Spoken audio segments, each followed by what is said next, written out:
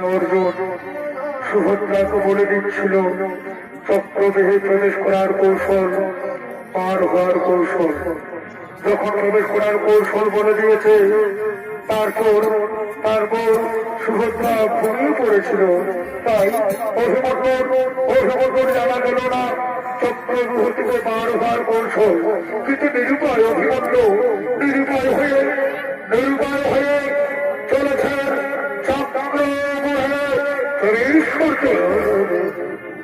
আর এদিকে যখন চক্র দিয়ে প্রবেশ করার জন্য তৈরি হয়ে গেছে অভিমন্যু। এদিকে অভিমন্যু করুণার্থনাদে পাগলের মতো আগে আমার মনে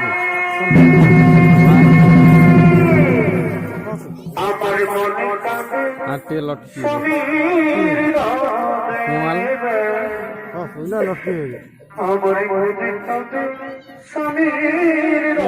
লাইটটা ওই জন্য ভালো লাগছে ওদিকে থেকে ওইখানটাই ভালো হতো।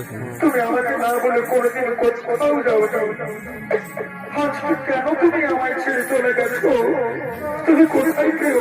তুমি একটুবার দেখা দাও, তুমি একটুবার দেখা দাও।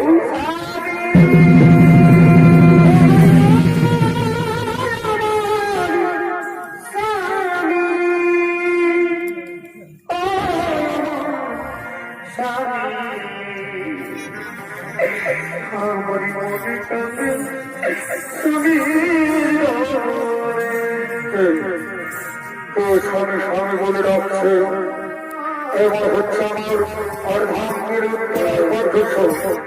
কিন্তু কেন আসছে আমার কাছে? আমি কি সেনাপতি? আমি তো আসছে আন্দোলনের সেনাপতি। কিন্তু কেন আসছে? উত্তরা, তুমি ফিরে যাও উত্তরা, উত্তরা।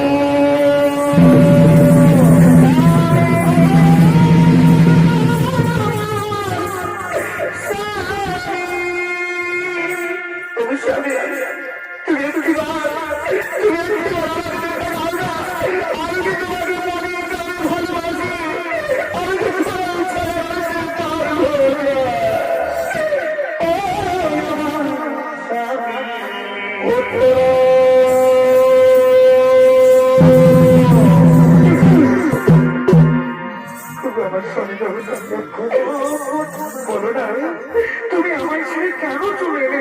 বলো না, প্রিয়তম, আমি যে তোমার ছাড়া এক মুহূর্ত থাকতে পারি না গো। কেন তুমি কিছু বলো? জীবনে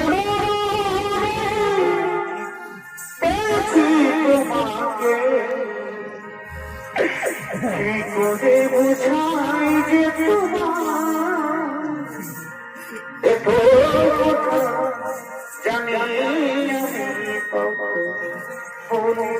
উত্তরা, আমার প্রিয়া, কেন তুমি কাঁদছো? কেনই বা এসেছো আমার এখানে? উত্তরা, আর একটু পরে শুরু হবে কুরুক্ষেত্রের মহারণ। ওই কুরুক্ষেত্রের মহারণে আর আমি সেনাপতি।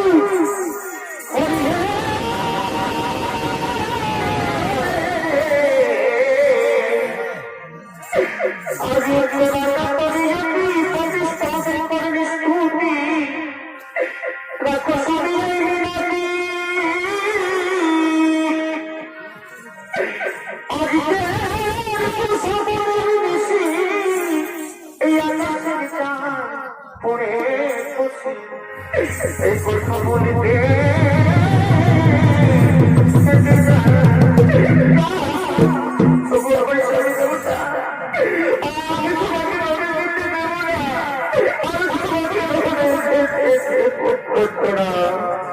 তুমি কি বলছো প্রিয়া?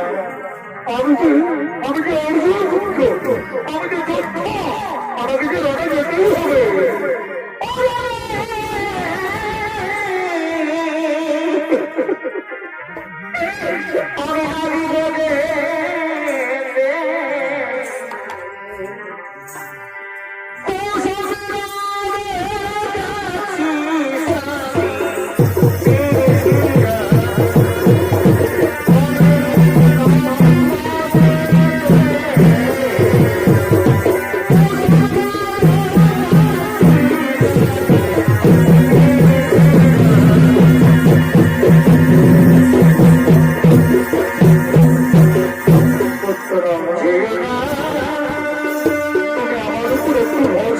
করতে না